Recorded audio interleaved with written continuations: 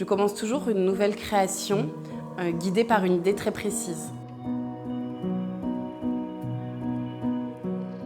Ça peut être la volonté de travailler une nouvelle gamme de couleurs, ou bien de découvrir une matière qui m'intéresse, l'envie de réaliser la composition d'un tableau que j'ai en tête, ou bien travailler un système de construction pour un objet. À partir du moment où j'ai fixé ce point de départ, alors je passe très rapidement à un travail de maquette, de volume. Je suis Alice Roux, décoratrice et designer. Je suis dans cet atelier depuis que je suis arrivée à Bruxelles, il y a un peu plus de 4 ans.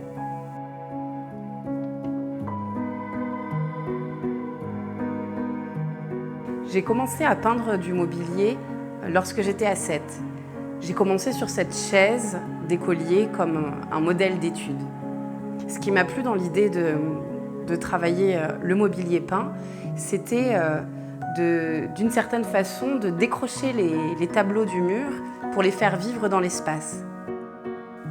Très inspirée par le vêtement et par ses doublures, par ses poches, les revers d'un col, j'ai voulu créer des objets, des meubles réversibles.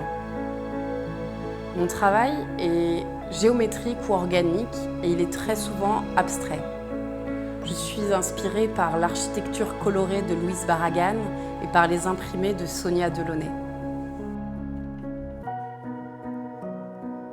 J'aime passer de compositions très aériennes à un travail beaucoup plus précis et rigoureux avec des trames et des rayures.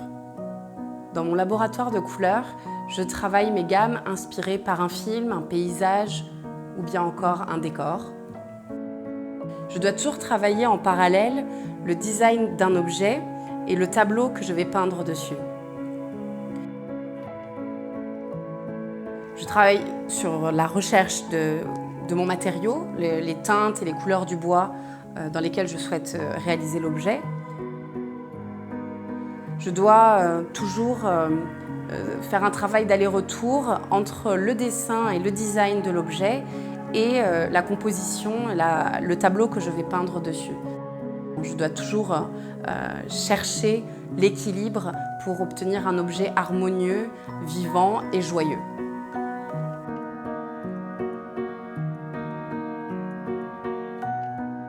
La couleur est sans aucun doute l'élément le plus important de ma création.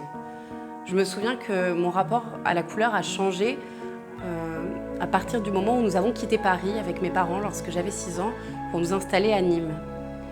Là, la couleur s'est matérialisée pour moi comme un vrai art de vivre.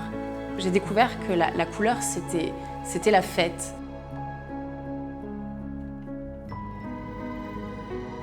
À ce moment-là, j'ai appris que les couleurs ne jurent jamais.